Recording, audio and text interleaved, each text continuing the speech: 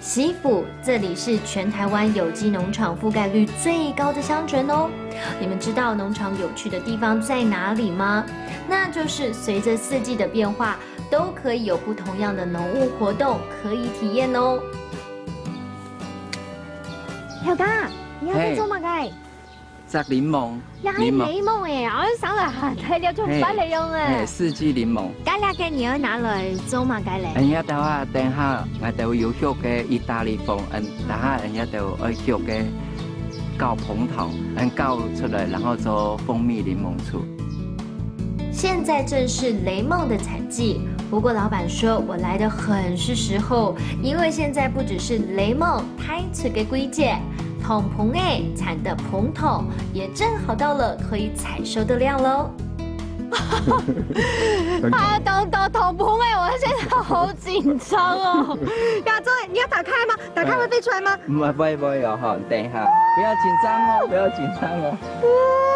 拿一來分穿了哈。不要！人家來看到會長嘅棚嘅哈，很有。你要不要再燻一下？哇！人家都會養嘅，突然養嘅，人家長嘅就要甜甜嘅，就會糖，也係龍眼蜜啊哈，龍眼蜜。蓬頭係桶棚誒，彩鑽來嘅，也係進口風，意大利。桶棚誒，人家都很多講洋風嘅，養嘅。是。我还真的是蛮害怕的。虽然老板已经再三告诉我意大利桶棚没有毒性，但我还是克服不了心里的恐惧。好啦，接下来就是把我们刚刚采收到的成果拿来制作蜂蜜柠檬醋喽。柠醋，像啉人家做好的蜂蜜柠檬水。好也不用半年以上了。一定不用半年。你看啦。好。啊，很沾掉了。好啉哦。真的。我边讲哦。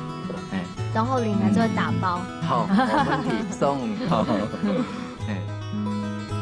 红桶黑桶棚彩钻来给，也就是这样的农场，可以让我有近距离体验的机会了。